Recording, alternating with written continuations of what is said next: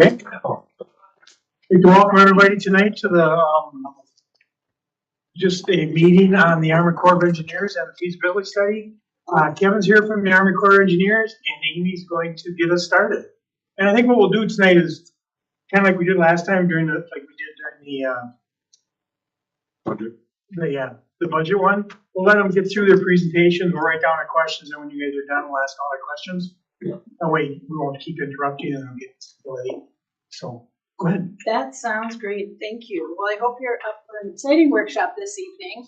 Not the budget workshop, so exciting you got. Wow. Exciting project, right? We have lots to talk about this evening, so we can go ahead and jump right in. We've got the Army Corps of Engineers with us this evening. Kevin Bagalki is our new project manager. So if you were at the open house and you met Justin Fisher, he was our project manager.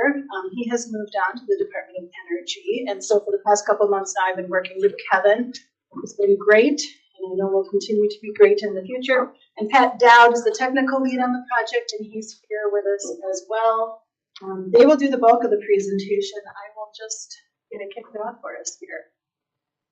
So as we talked about in your memo, there's a couple of things we're working on tonight. One is to give you all the background information that we can on the tentatively selected plan.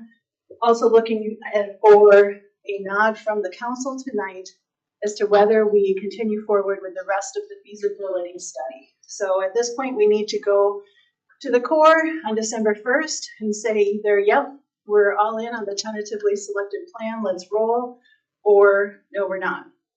So that's where we're headed tonight. So we've got an agenda, we've got some project milestones of where we've been. We do have some information from the open house as far as the comments received, so we'll touch on that a little bit. Run through in detail the tentatively selected plan, some of the alternatives, the comparisons, the benefits, etc. We've got some information on funding, some good information, if I can pique your interest just a little bit, and then we can talk about next steps and dive into questions, discussion, etc. So, without further ado, I don't want to hold everybody in suspense. The tentatively selected plan is Alternative 7, which is remove both dams and rehabilitate the spring ponds. So, you can all get your mind frame set. What we're going to do from here is back out into how the Army Corps of Engineers got to the tentatively selected plan.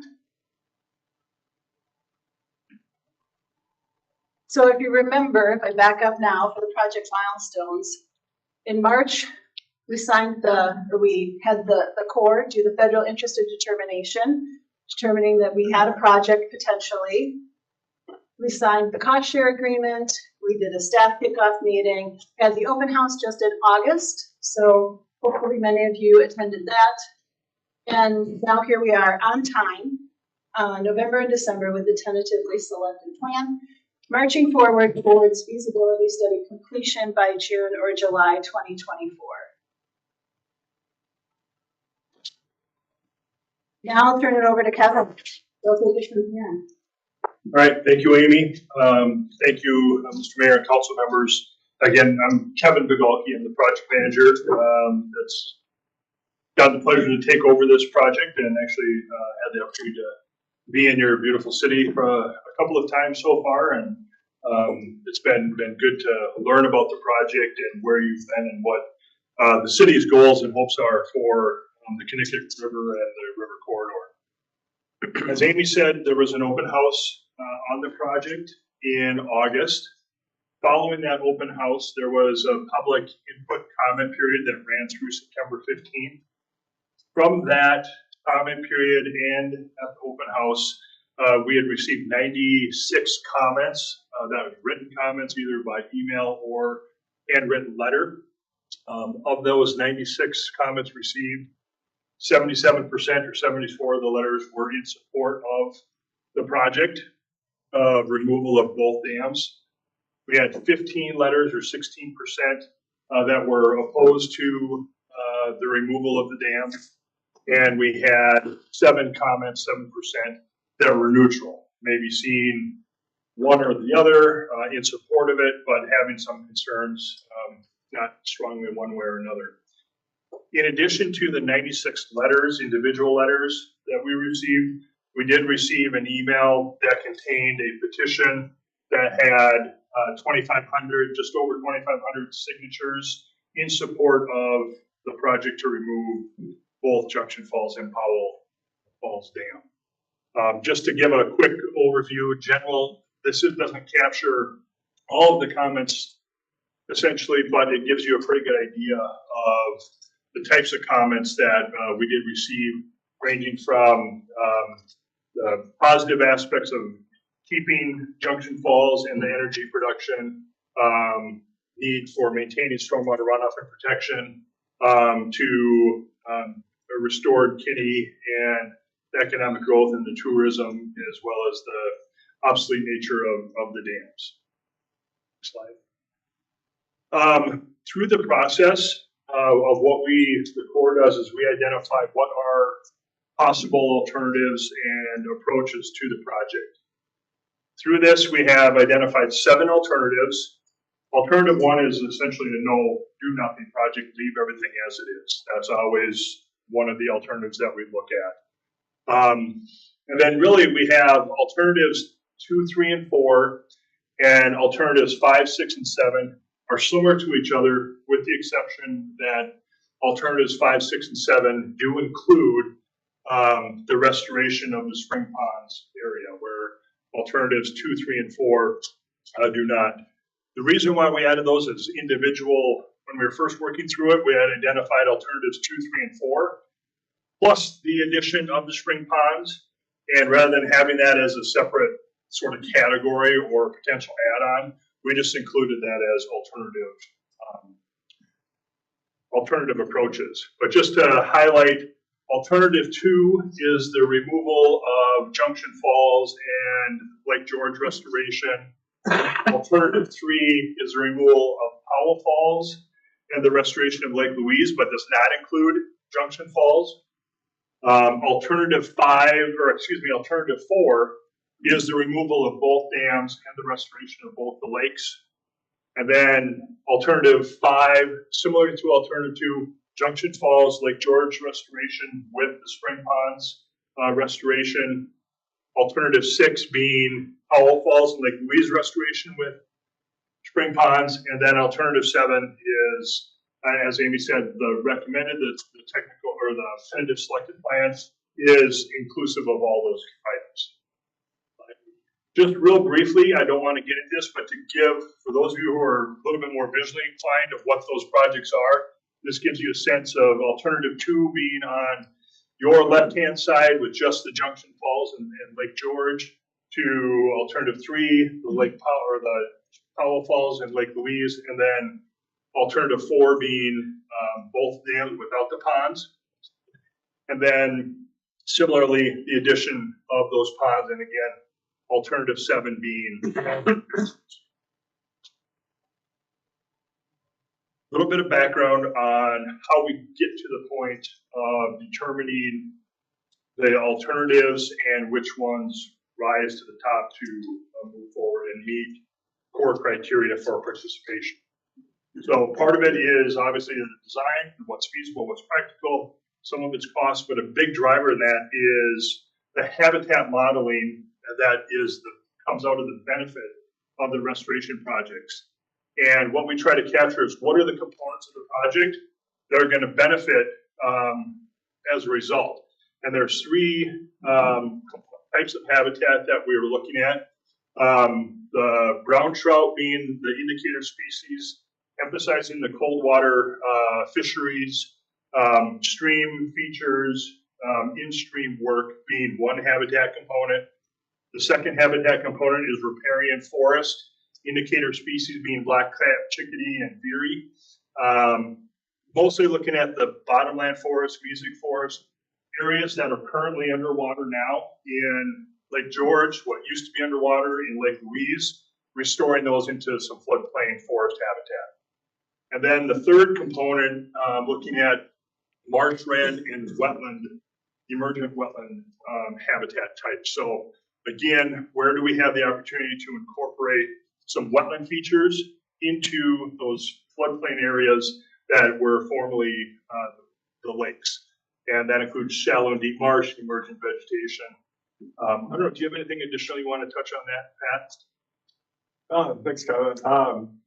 Yeah, I'll get into this more when we go through the alternatives themselves too. But you know, like these restored stream, we're targeting trout, you know, and optimizing that habitat, of course. And these models have a lot of targets we want to hit with that. So that goes into the model, and then you know the rest of these lake areas, what we would propose would become forest and wetland areas, or also optimizing those features. So next slide. So just to give you a sense of where the alternatives fall, when we get done with our modeling assessment, we look at the design features and the components that go into it. This just shows the sense of where the projects are that are projects that meet all of the core criteria for federal government participation. Achieve those components, those alternatives that check off all the criteria that we need to check off in order for us to consider participating in that project. And that's how we get to alternatives 5 and 7. And always the no action plan are the category, or the 2 alternatives, 3 alternatives that meet the criteria for core participation. It doesn't mean that the other alternatives aren't worthy or don't have valuable components, but these are the project or the alternatives that do the highest and best coming out of the restoration. So quick overview on cost estimates. So part of that modeling, we do look at the cost estimates for construction. We do have a contingency component. We have planning, engineering, design, and construction management, and then the total estimated project cost. And if you will look at alternative 7, or alternative 5 and alternative 7, I'm going to start with alternative 7 because that has both dams removed, both restored, and the spring ponds. Estimated construction cost being just over $12.5 million to hold both those dams out, restore the streams, restore the floodplains, achieve those habitat goals, and restore the spring ponds area, in addition to adding some stormwater management features in the Lake George area, capturing a few of the outfalls. Part of this is the Corps has a requirement for contingency. We typically run 35 to 40% contingency, recognizing that that is a high number. That's sort of the federal approach to making sure we have our costs covered. We are planning to do the design, the planning, the engineering, and the design for this project rather than going out with a consultant. Our cost in that is about 15%, and then we would be doing the construction management oversight as well at 8%, so that gets us to another 2.9 million, with a total estimated project cost for design and implementation at $19.8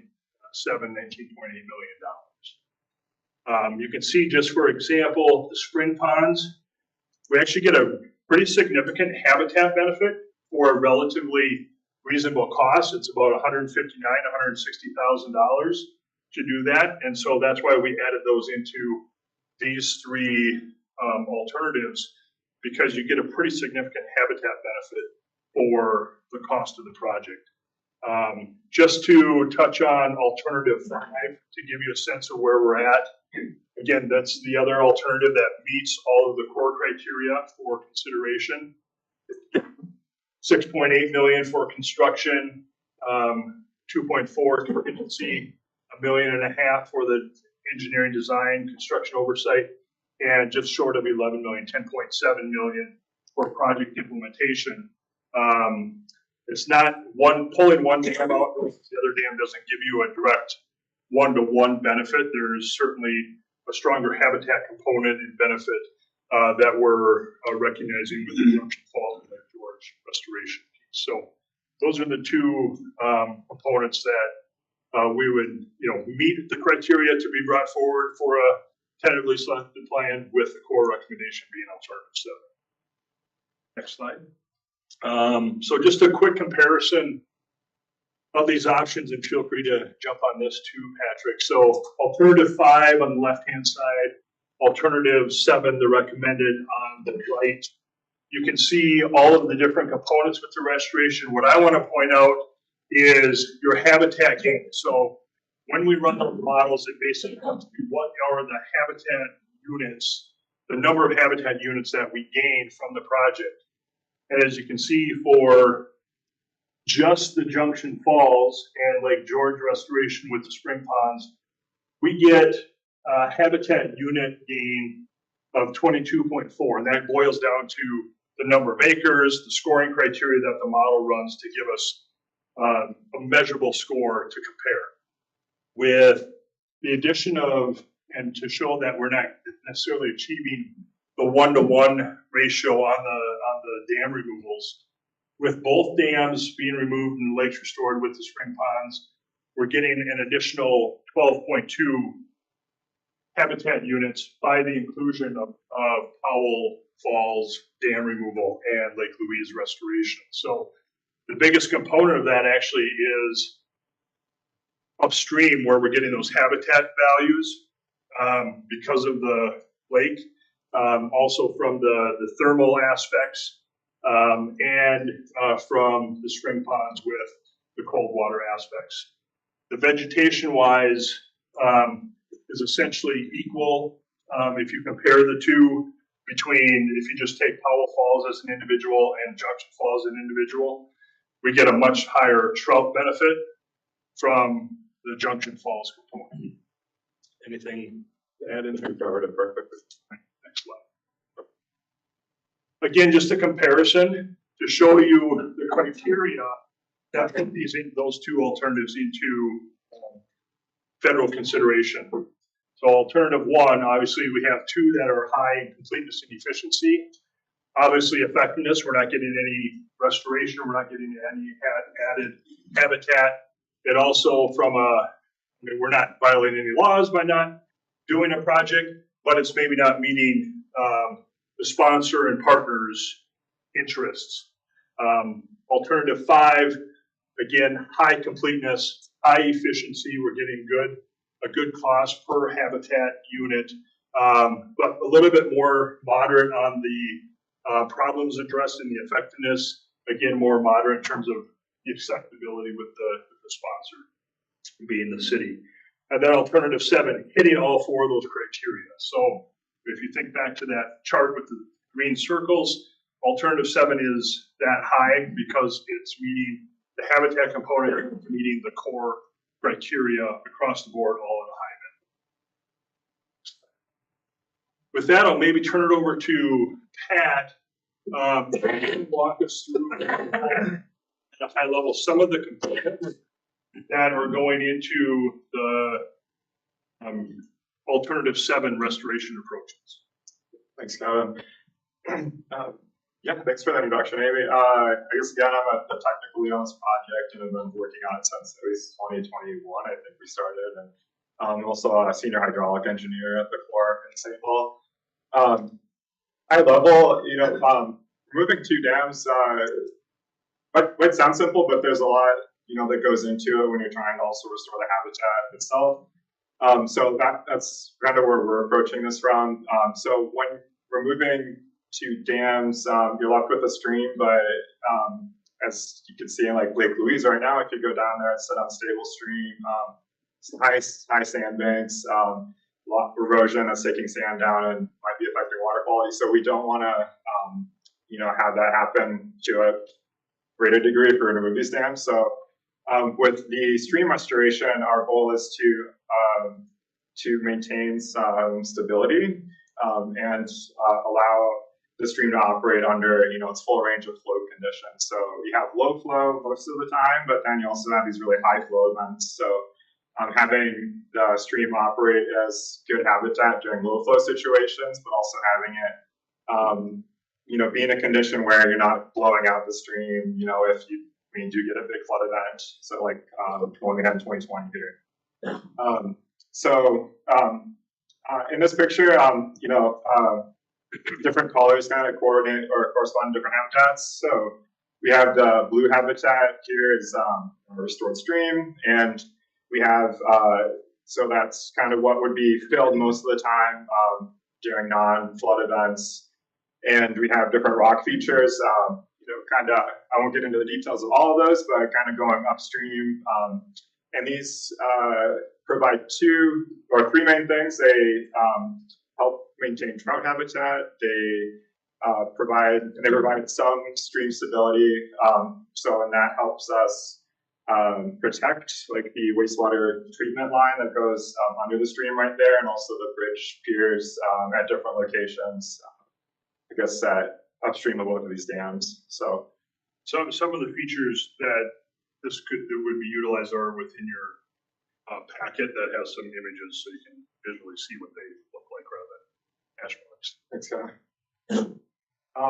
just moving kind of upland, we have this lighter green habitat, and that is that more floodplain habitat that is meant to fill up whenever there's a flood event.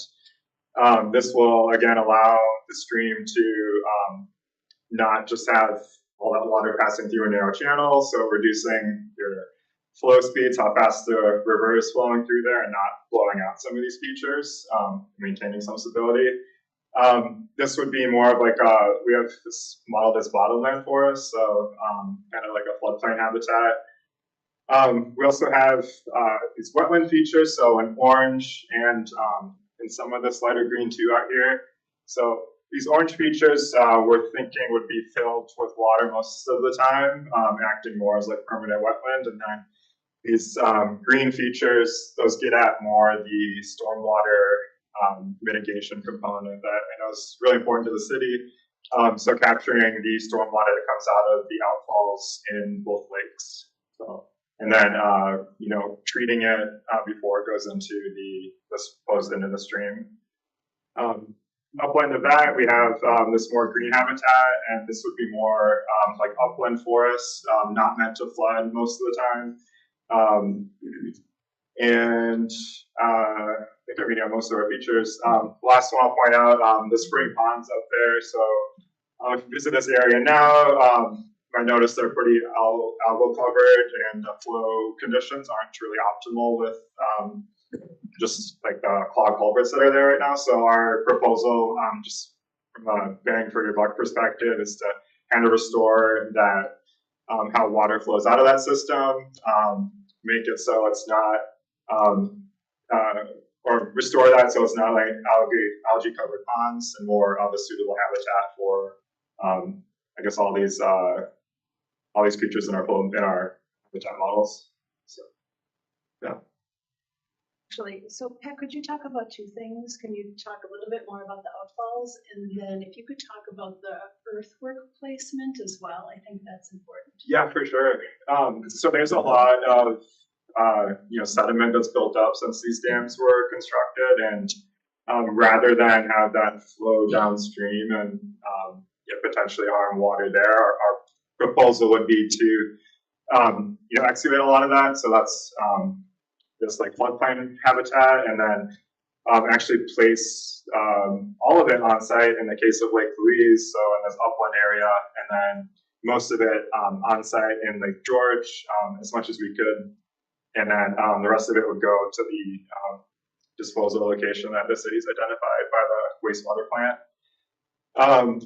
Aside from that, the stormwater outfalls,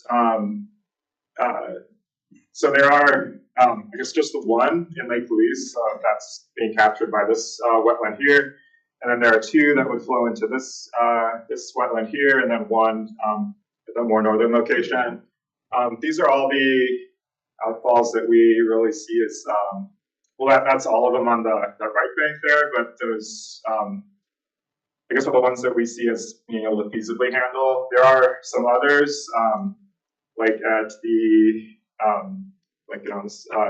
at this bridge right here, that would fall out onto what we would expect to be bedrock, where these waterfalls are. So harder to make a pond there, just given those conditions. And then I think there's a few more upstream, but we kind of just run out of space to build any kind of feature like that up there.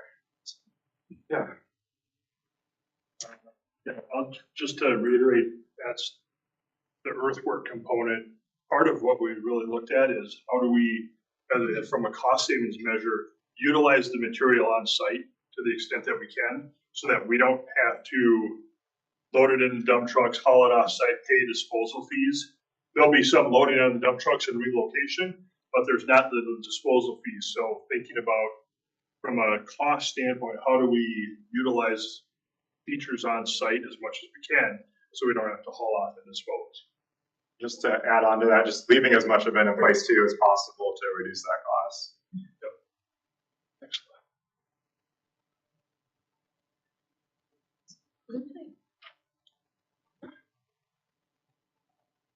So just a few things to highlight the benefits coming out of Alternative 7 as the recommendation. We get 13 acres of cold water stream restoration. We get approximately 30 acres of riparian forest restoration, about 3 acres of emergent wetland restoration. That's not there now. And pretty good water quality benefits to the lower Kinni, both from a quality as well as a thermal or temperature impact by restoring, pulling out Junction Falls and restoring Lake George to a stream. Real high value that way, and similarly with the spring ponds, maintaining that cold stream, cold water flow into the lower Kinni. Additional opportunities that will come about as we're designing the project, removal and management of so there's some emergent plant vegetation that's invasive, thinking about how can that be mitigated while we're doing the excavation and the earthwork to remove that, as well as restoring that site with native species. We're obviously looking to expand native wildlife that's utilizing the area, different types of floodplain and upland bird and animal species, improving the stormwater runoff to the extent that we can, and then obviously the increased recreational activities and education awareness that go along with stream restoration work, dam removal, stream management, etc. Couple of things, we'll touch a little bit on the cost, and Amy can jump in when I'm done here too. So this is funded through the Corps' CAP program, the Continuing Assistance Program. It has a funding, a federal contribution funding limit of $10 million. Within that, within the program policy language, we do have the ability to request a waiver for up to an additional 25% of the cost, which can be, is a delegated approval at the district level. So district level with the Corps meaning is about as relatively local as you can get, meaning it's from St. Paul down to Louisiana. That's our Mississippi Valley district. So when we after, you know, when we talk about the TSP approval, on Friday we have a meeting with the chief engineer who is going to be reviewing this, asking us questions.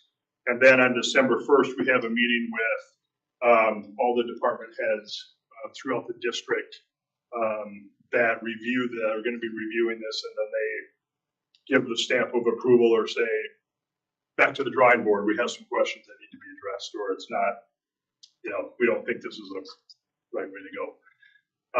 We're confident we will receive that approval, but at the district level, we can request an additional 25%, which is $2.5 million of federal contribution. We also have the ability to request an additional 25%, but that requires the request for the waiver to go to our headquarters. And is a lengthier process. I'm certain on the likelihood of that, just because it turns it into a much bigger issue than just locally, but that potential is there. So if you're thinking about a $20 million project, and typically within the CAP program, the design and implementation phase is a 70%, 30% cost share. So 70% core federal funding, 30% local sponsor funding. So with 20 million and a $10 million cap, obviously it's not a 70-30, but by achieving, if we are able to proceed and be successful with the request for getting to that close, it brings that cost down. And then Amy has some information on other local funding sources as well. Yeah, the only one we listed on here was the DNR. So we had currently have it in an application right now and had received funding for $1 million for Powell and had been in conversation with them with the potential for both dams. And at that point, they had then increased their funding level as well to the potential for $2 million for each dam. So we've got that included in here as well. Do you want to talk about the bill? Yeah, so the bill, that is the infrastructure law that was passed a year, 2 years ago, provided a significant amount of money for infrastructure improvement, enhancements. The Corps of Engineers nationwide was able to receive $75 million that is specific to dam removal that has an ecological benefit by removing stream impediments. So we think this project qualifies for that. That does have the opportunity, if you're successful in receiving the bill funding, it covers 100% of the project costs. And so part of what we're doing is looking at this as a dual track funding opportunity process. You're not going to be able to leverage bill money plus the cap money.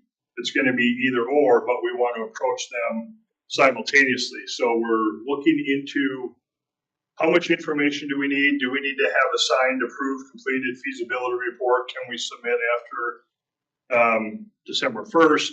Get on the list.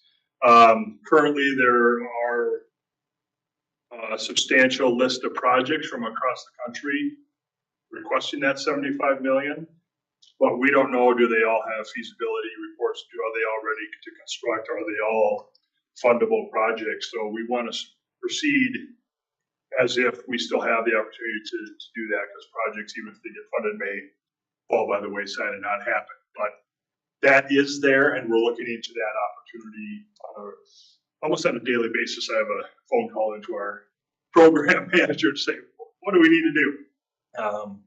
So there's that possibility as well. But we do know through the CAP program that goes the 70-30 route, and that money, follows in a stepwise fashion.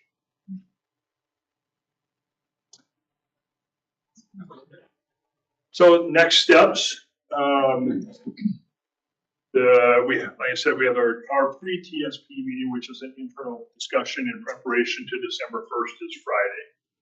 Then we have our tentatively selected plan meeting with the district, Friday, December 1st. Assuming it moves forward and we have city support, we decide that yes, they give the authorization to complete the feasibility report. So we start writing that essentially December 2nd. After we get done with that meeting, we're writing. In fact, we're starting to write already in preparation of that. But we'll write through the final report or the feasibility report through January. We go through a number of internal reviews and QA, QC sort of processes, the leadership reviews. And we're anticipating either a workshop or an update meeting, depending upon where we're at with it on the feasibility with council again on February 13th or in that time frame prior to the public review. So in the end of February 25th or 26th is the actual date we have listed. It goes to public review, and it's announced and it's advertised and it's posted. Early March, we'll have a public meeting, more of an open house format. And then from those review meetings and that input, we'll go and we'll finalize the feasibility report for St. Paul District, approval in early June and to the district headquarters for their approval, hopefully by July. And then that allows us to go into that next phase of talking about partnership agreement for the design and implementation aspects. That, happy to address all your questions. Bring that last slide back up. Good, please. Well, this is a council workshop, so we're going to, Okay, so This is Of more the for council. our information. I was curious though, because in that last slide, and we talked about the Kinni and the river, the last slide was actually related. Just curious. I probably just a picture of the lake. so Thank at this point, if the Thank you, council Mayor. has questions or anything that we can just see. I got a question, if I could. Kevin, could you talk, the contingency bores me. If I had a customer come into my office, I'm a banker, and so they put a 35% contingency, and I'd probably say, have a nice day, and show them the door. And I get it, it's a different perspective, but can you talk about what you've seen for average contingency, how much you used in average contingency over some of these projects, realizing every project is different, I understand that, but I certainly hope we're not going to get to 35% contingency, because if we did something. Right. Could you just talk about that a little bit? I'll maybe defer that to Pat since he's had a little bit more implementation experience. Thanks, Kevin. Yeah, this really reflects just the fact we don't have, like, we're not at a point where we have like blueprints that could go to out to bid by a construction firm. We still have a ways to go on design. So although we have done a ton of work, we just aren't. This is 35% is considered fairly middle of the road for where we're at design wise at this point. Where we're at in feasibility, that can range from as low as 15% on a really straightforward project, where we might just be putting rock like on a stream to stabilize a bank, all the way up to 50% to like more complicated projects. So, and this is kind of what we would consider more middle ground. Yeah, I'm not sure I answered your question, but well, you have a little bit, but as we get bids, as we receive bids back, in every project, you then can narrow down, hey, this is what my bid is. Bid's good for this period of time. We can start to pull in that contingency. By the time we get to construction, all the bids are in. What would you expect the contingency number to be as a percentage? right, I believe at that point it's down to 5% or so. Okay, Yeah, gives me a lot more. that right, that takes into account the additional information we're getting from actual people constructing projects, Sure. actual suppliers of like rock supplies and whatnot. Okay, all right. I just was hoping we weren't going to carry a 35% contingency through the whole project. Yeah. Okay. Thank you.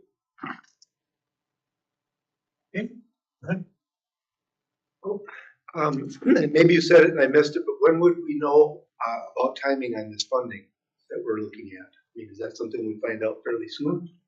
Or we don't know until after the open house and we get everybody excited and all of a sudden the funding. I'll touch on the bill funding first. I don't know. And I'll be honest, nobody really knows. There was such an influx of money, and say, go do good with it. And it's sort of where everybody's figuring out across the country, what does it mean? How do you use it? How is it going to be distributed? We know it can cover, there's $75 million. It can cover up to 100% of the cost of a project. How you apply, how you get on the hopper, we're trying to get those answers hopefully sooner rather than later. From the CAP program standpoint, it's, I want to call it it's sort of a systematic approach to it. So once we have the money for the feasibility report to be completed. Once that's completed and approved, then we submit a request that says this project is a $20 million project. Core funding, we got a waiver, we got 2 waivers, it's 10 to 15 million core funding. We're requesting that amount. How much are we gonna get right now to start the engineering and the design phase? So that would be when we know about funding for sure, is gonna be next year. But it tends to be more of a systematic approach. The amount of funding that's available to the CAP program is dependent upon each biennium and what the core is allocated. But they're put in, projects are lined up as they're looking at, all right, this one has the feasibility ready, so here's the list of projects coming forward. We're continually, and then each, step of the way, we put in the request for more money, and similarly the cost share, we would say, all right, we're ready to go. City, here's how much, we're requesting up front to start the project design. Kevin, you talked about earthwork and the ability to utilize material on site. Might get the best type of disposal fees and being able to save money. Do you have a potential estimate what we would save by using best earthwork practices?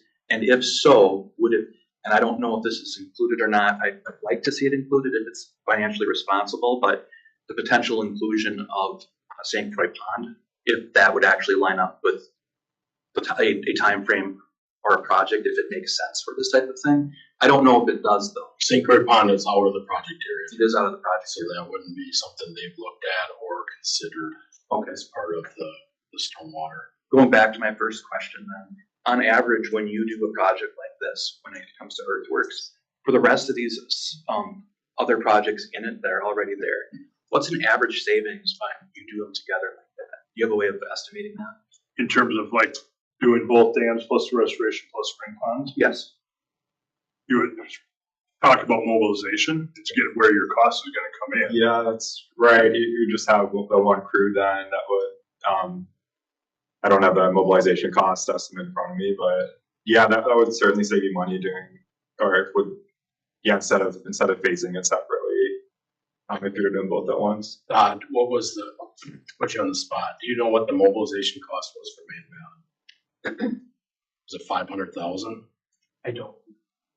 But it was hundreds of thousands. Yeah, I would say you're probably looking at 150 to 2 at a low end, and so just being that conservative perspective, if you think about 2 dams and a stream restoration at 2 at a minimum, you got 400 to 500,000, and if your numbers are 500, now you're looking at an additional $1 million. If you just pull out the dams and then do the stream restoration, potentially 4 different components, it has the mobilization is a significant cost from a contractor standpoint. So there's a savings, but to be fair, that presumes that you're doing everything at once.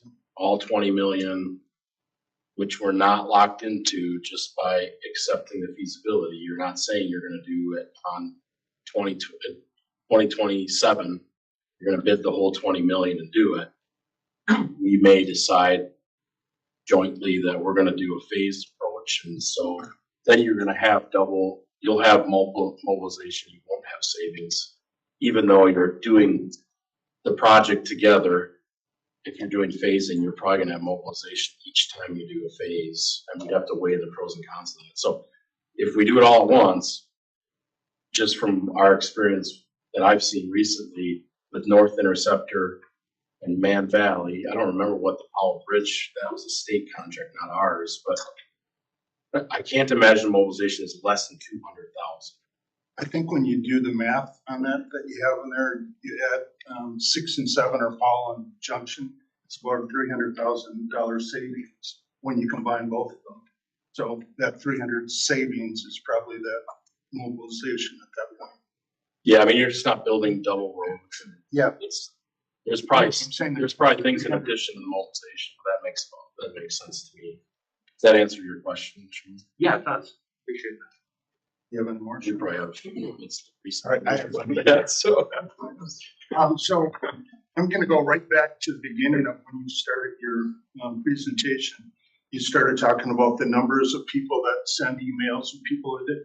How much influence does that have on you the impact of, well, here's 1,000 people or 2,500 people that have all wrote, we want the dams taken out.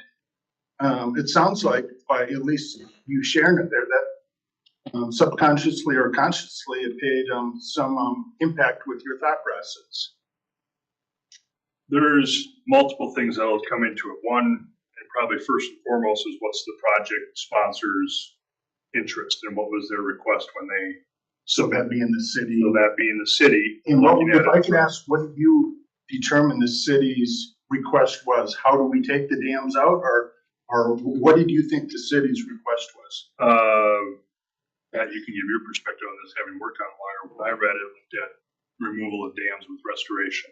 Yeah, that's what I was afraid of. Okay. Well, yeah, we, oh, go ahead, I mean, that's based on the council resolution. The council resolution is what we provided the Corps, which was to remove both dams. So. Exactly, that's what we voted. To answer your. Request, though, that they look at not just taking out both dams as one project. So the city, as the sponsor, asked if they would look at just removing Powell. Because that was our current phase. That's the city's current path without intervention, is to work on the lower dam. So that's why you see. Yeah, there was alternative two. Yeah, the 4 alternatives is because we asked. To answer your question on the public input. Yep.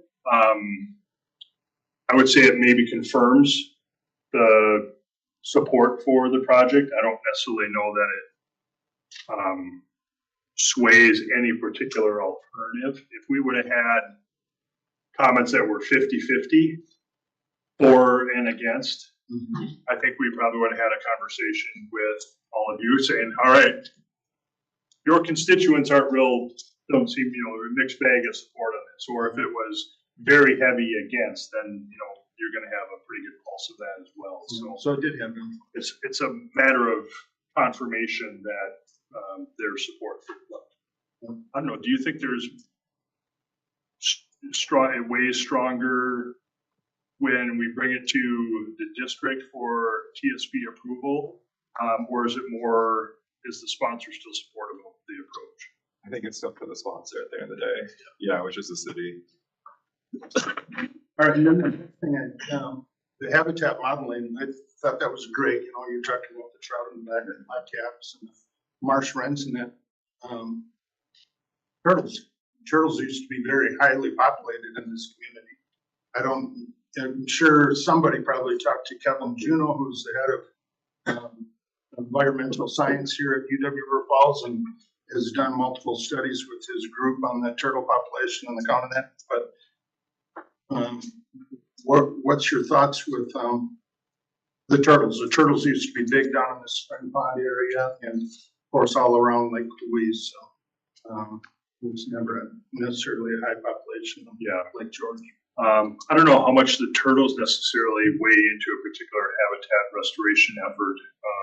More so, the 3 concentrated species were reflective of the type of habitat that's going to be a benefit and a result of doing the project. I think as you restore those habitat types, you're going to see, that's one of those pieces of added native species that are utilizing the site. Just because we didn't look at it doesn't mean they're not going to benefit from it. So you'll see some added habitat benefit, an array of different types of wildlife and reptiles and amphibians that are going to use the area. So how was it selected that brown trout and black-capped and marsh wrens were the 3 habitats or creatures to be looking at? Well, I could speak to that. Part of it is just the models that are in existence. So the Corps has just a limited number of species that we really model in this way. So, and one of those is brown trout, which are present in the Kinni. So that was a choice there.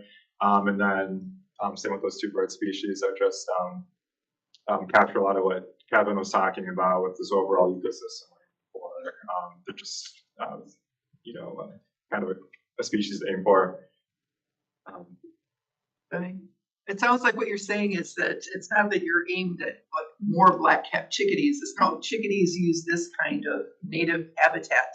So that's kind of a marker Exactly. of what makes a healthy habitat like this. And maybe you could have chosen something else that also thrived in that, but for sake of like labeling it, you chose those as kind of markers. Yeah, it's an ecosystem we're aiming for though, that, right, it has all those species like the turtles you're talking about.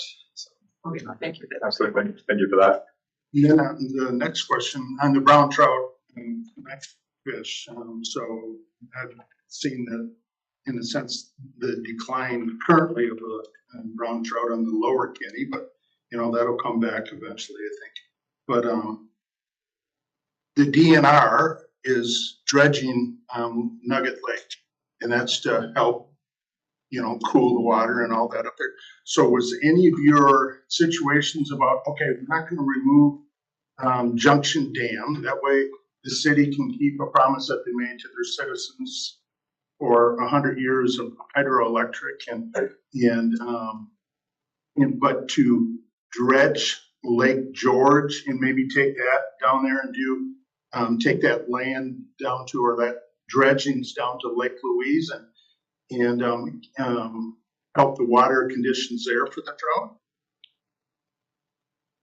We didn't do, I guess just with just the mission we were given to look at removing dams, not removing dams, and more like creative strategies like that. We also didn't include any thermal water modeling in this effort, but that could I don't know, it could be part of.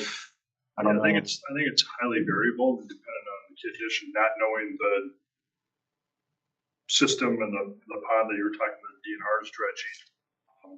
That may have a number of cold water seeps and springs that are feeding that, and it's a typically deeper lake that has cold water coming into it, whereas Lake George being, yes, you have the stream flowing through it, but a much shallower nature and probably not having that historic spring-fed aspect in the areas that are, proposed to be upland. Just dredging a water body does not inherently improve the thermal issues or thermal conditions or the habitat for the trout. It's also dependent upon what's that source of water feeding that water body. You could have a dramatic negative impact by dredging, making that deeper, and having that water sit there and cause for temperature increases as well. Okay, that's a good answer. And the again, reminder to the council that the 4 alternatives were developed based on the approved resolution of the council. So we had some discussion. We've had this discussion several times, like, well, why don't we study ramping up production on the hydro? Why don't we look at new generator sets? But that's not the direction from the council. So Certainly. Yeah, so we've not And we have to provided. be careful when we say that's not the direction. Again, that's not current direction. I don't, respectfully, I don't have to be careful. The council has said. Yeah, I know. This is the resolution, that's the marching orders I'm under. Right. That's what was communicated to the Army Corps, so they didn't study any of the many alternatives that individual members of the community suggested. They studied what we asked them to study based on what the community adopted as the Kinni Quarter Plan. So that and make those change. I mean, as you know, when they put in that dam, certainly the council put in there not thinking that. I would not disrespect the power of the council. You certainly can change. Until that occurs, then I'm explaining why we are where we're at, not because we were trying to ignore things or not look at things, but that wasn't we've been told to focus on lower only or both. And this upper only is a result of looking at the lower only and both and determining that there is another option that's available to the city that's federally fundable. But it's not the recommended one. The TSP recommended by the Army Corps matches the resolution that the council's passed and that the community adopted. So it would be consistent with that. You just have a decision to make about, this is one of those stop sign moments. The council can say, no, we've changed our mind. to your point. So that would be something you'd have to signal to us. Otherwise, the expectation is that the Army Corps is going to continue to work down alternative 7. So without different direction from staff via council or some kind of direct action of the council, alternative 7 is what staff is suggesting we're going to go down the path. Knowing that there may be pros to just doing alternative 5. I mean, it's a smaller dollar-wise project.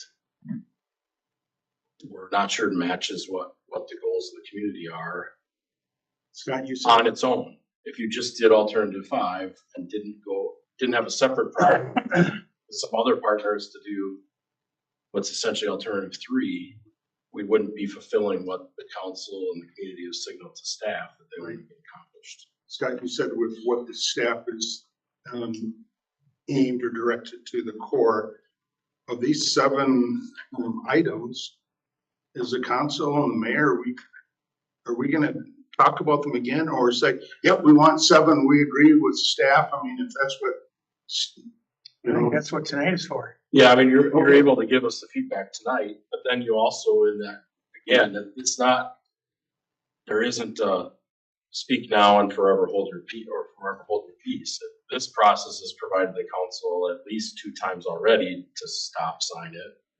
Now you're getting I think a 3rd. You'll get a 4th with the draft. And then you would get a 5th before the Army Corps is asking you to commit to going forward with a further cost share agreement. So to your point, council member, there's lots of times the council can change its mind in this process and tell us, we're out, which is, I suspect, why there's community interest in all of these meetings, because they either want you to say stop or they want to make sure you don't say stop, and that this keeps going down the road. So this is a point tonight where the council could provide us feedback that you are no longer comfortable. What's proposed doesn't make sense, and obviously Army Corps wants that feedback before they go to their offices. Your stop sign and your checkpoint moment is a great example, thing to talk about, because you have, this being one of them, but certainly, December 1st, if we go into that meeting, the question is going to be after the presentation is the city as the sponsor supportive of alternative 7? If we say no, they're not recommending moving forward with the feasibility report. If for tonight you say, no, we want alternative 5, we would revamp the recommended ESP going into Friday and December 1st to be alternative 5. Again, if there's that question is the sponsor as the city supportive of that, yes or no, then we move forward. Assuming alternative 7 and to play this thing out, gets approval, you're supportive of it this evening, it gets approval on the 1st, that's your first checkpoint, say, no, we're done. But you don't have anything more than what you heard tonight. You don't have a completed feasibility, you don't have design, you don't have further refined numbers and information about it. Your next point is certainly with the public, when the review comes out with public review. But even at the end, next June or July, when this is approved, that's a stop point because the feasibility report is approved. But at that point, you say, we've looked at this, we can't move forward with this right now. It sits on the shelf. You have at least a finished feasibility report that at some point can be re-engaged. Or you can say, we have the feasibility report, but we're not sure we want to go about this a little bit different way, so we're not going to participate with the Corps working through that. But that your sort of your be all end all stop point of on the train or off the train is in July after the feasibility report is done and approved.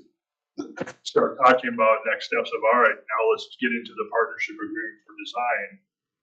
Say, no, we're not moving forward, or yep, let's go.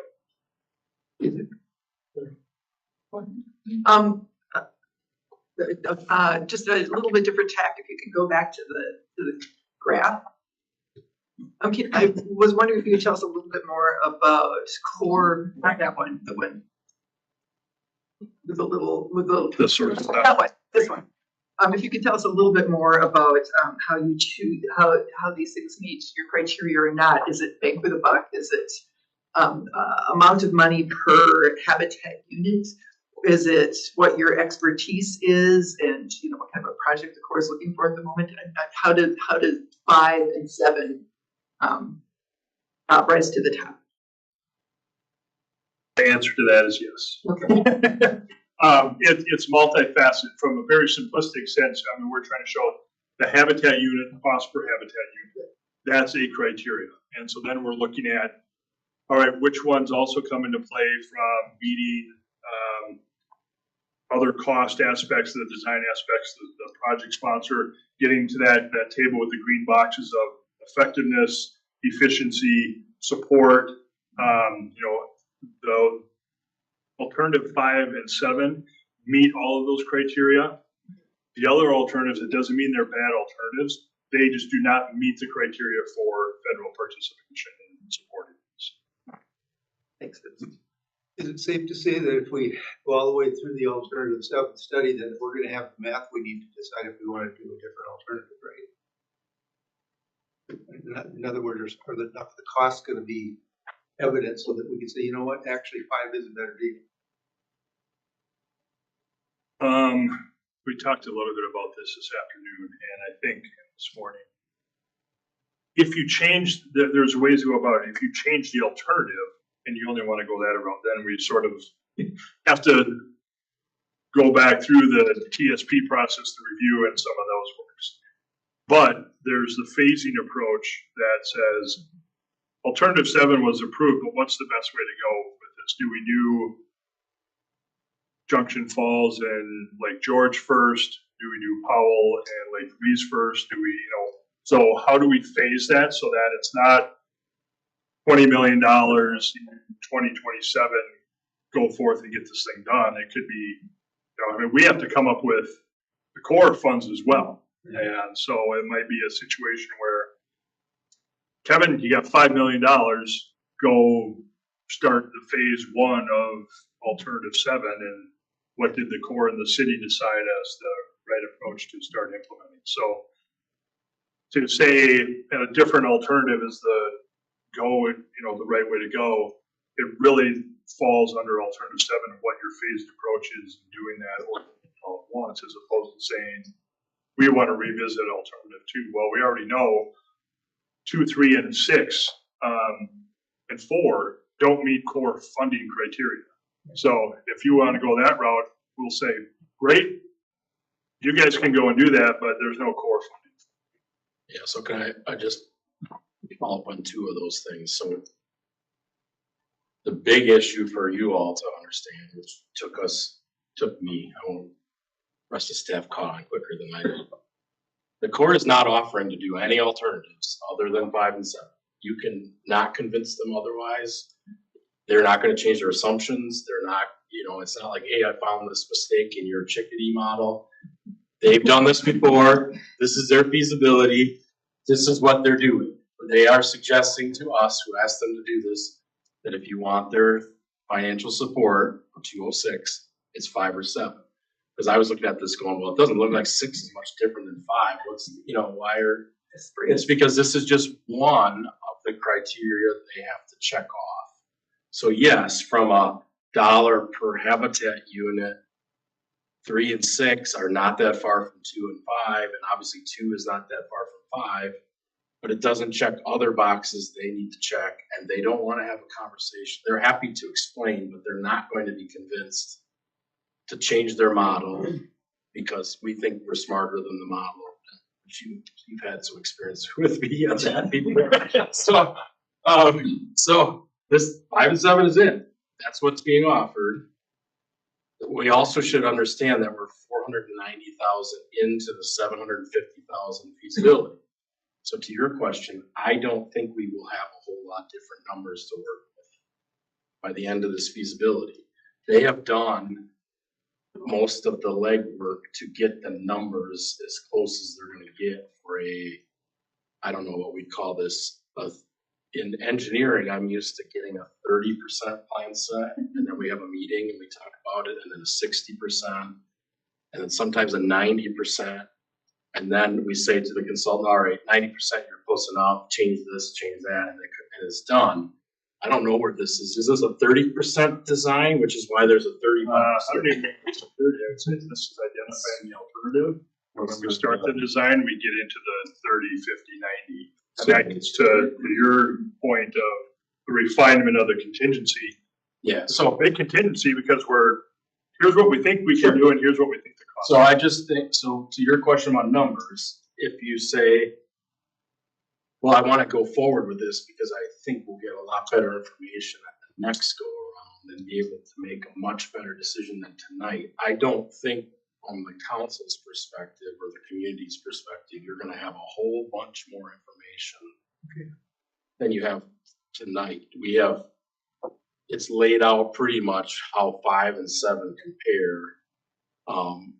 And again, the other thing that we need to know, and that's helpful, 2, 3, 6, and 4 all were somewhat cost effective in the model, right? There's way more habitat benefit than cost involved in everything is more than 300,000 annual increase compared to your cost, which would be less than, 3.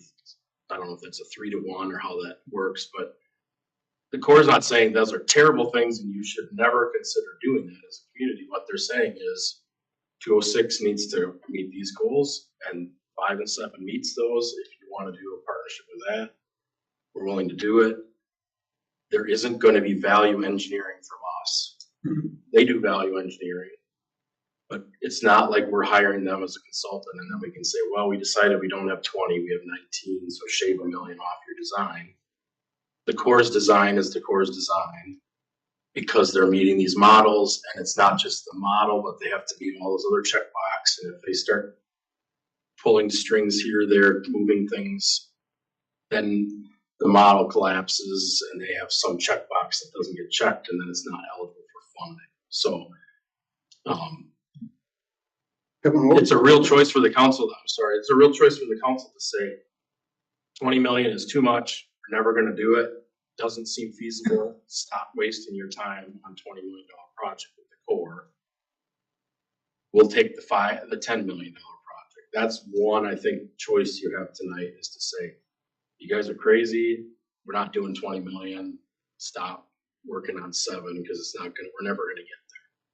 Staff is not suggesting that that's where you're at, but if you make that determination, that's not an unreasonable determination from a policy perspective. You also could say, 5 looks good enough to us. Let's do a $10 million project, get the junction out, get as much money from the Corps as we can, and we'll worry about Powell Falls later. So that's a reasonable policy question that you could, answer, you could give us. I don't think you want to say, just stop, don't do anything. I don't think we have any information that surprised staff and should surprise council based on where we're at. It seems like we're going down a path that was pretty predictable. Nothing in the data, other than being more expensive than we'd like it to be. It wasn't like, oh my gosh, didn't work out anywhere near what we thought. And we're already 500,000 in and we don't get anything. If you stop, we basically don't have any work. We have a presentation. Yeah, we've got a PowerPoint slide, presentation for $500,000, which we have partners that have helped fund, so that's all they get too. But if you go to the December 1st, at least with something, we are going to have some work product that's helpful because we're likely to get to that next set, which then would give us some more numbers to deal with contingencies in there. But you're not going to get really, really, really good numbers until way closer to bidding time. So we'll have to make a commitment likely to this project before we have all of the information we'd ever like to have. it's gonna be one of those where you just have to kind of look at what you got and make a decision if you got enough information to go. And, nothing moves forward, one, without our money, and two, without partners' money. So we get to the point, we have an approved feasibility and our government doesn't get funded and we don't have TAP money, we get to wait until the next funding round to find out if we get money. So we're in that same boat too. We're not sitting on $15 million waiting to spend it. We're working through to identify how much we're gonna need to do the project. And it's not likely that we're not gonna get that 206 is not gonna get funded, but that's a good caveat that you can't guarantee it. It would be shocking if even a different Congress arrangement said they don't want to do Army Corps stuff. There's probably other departments of the government that are going to get unfunded before the Army Corps does, given your track record. So that's good. We only have 5 minutes left, so I want to understand. Amy, I guess I want the council to know, were we planning to bring a resolution to them at the next council meeting to confirm before December 1st? If we weren't, would that be helpful for the Army Corps at your December 1st meeting to have a resolution that confirms we're doing it in November? I would say, you can correct me, Pat, I don't know that a resolution is necessary. I think coming out of some sort of confirmation, whether it be, yes, the city is supportive of this, we want to move forward with alternative 7, or we want to move forward with alternative 5. I would say if it's much more valuable from a resolution standpoint if the city wants to go with 5 and say this is the route we want to go. When we get to December 1st, and ideally even on Friday, the question is going to be, is the city as a sponsor supportive of the TSP recommendation? And we need to be able to say, yes, they are, or at least on Friday, they're working through that. We think they are. We'll have that by the 1st.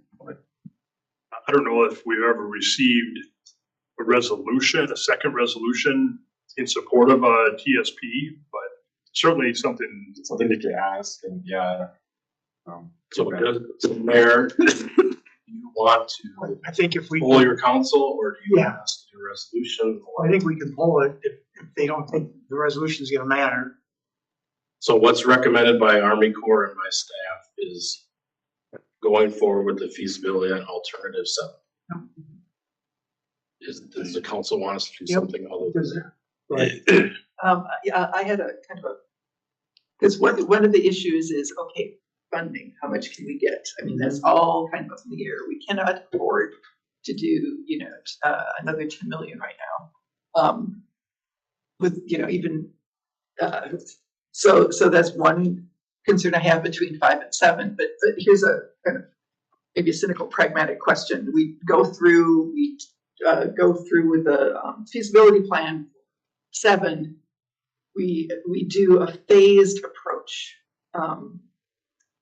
Do one phase, maybe we don't do the next, or we take some time before doing the next. I mean, does that ever happen?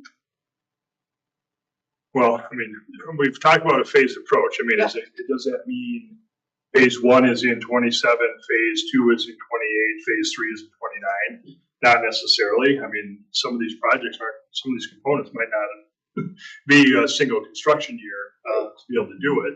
And frankly, some of those programs be right. And so it can be a longer drawn out process to move through that. So Are you asking if we could match the resolution more closely with the phasing, even if we do alternative 7?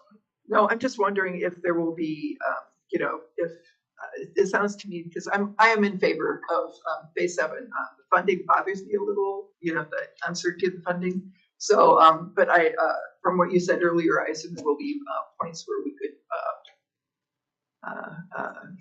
say, no, we can't do that. That's money we don't have. Yes, and with the whole caveat there being, if we already know we can't afford it, then we should think about alternative 5 right now. Because if we go down 7, and we just say, yeah, we can't do it. You can't just say, well, now we'll take 5. You have to go back and start TSP and another 6 months of meetings. But I think to your point, it's based on the agreements that we have, and you've suggested there's projects that have been 10 years or more phased from the agreement being signed. So yes, we can, if we think it's more of a when we will get the money and not that we will never get the money, then phasing is, I think, very feasible. If it's like we're never gonna get 20 million, Oh, I trust staff. then Shake the trees. then we, well, yeah, Better This start is a- planting some. this is a pull. Yeah. The good thing though about feasibility going forward with 7 is the PIL is a really, like if we have this to give for the BIL reviewers, I mean, 100% funding is a good thing, right? It's, and even if they decide they're eligible to fund it 100, but they're going to give us 15 million or 10 million or 12 million, that's a pretty good spot to be in because it's 100% of whatever you do. So we could just do $12 million worth of work and then wait for other resources. I know we gotta get going, but number 6 is definitely off the table then? From The cores. And that's because of habitat, there's just not enough payback. So number, or the Lake George. Just doing Powell and Lake Louise does not provide enough benefit for to meet the core criteria for funding. Okay, but Lake George by itself does. It's bigger. 7? 7. Yeah, I don't see 5 as even a feasible. You got it, Rick. 7. Yeah, 7. So I think, I mean, we're all, I mean, We won't plan to do a separate resolution. no, I don't think it is. I mean, if we've done resolutions for worst ideas. I mean, this is, not that this is a bad idea, but I mean, but if they don't need one, if it's not gonna help you at all, then we don't need it. Good, thank you. All right, thank you. Thanks for Appreciate it. Or you want to adjourn? Yes, we are adjourned.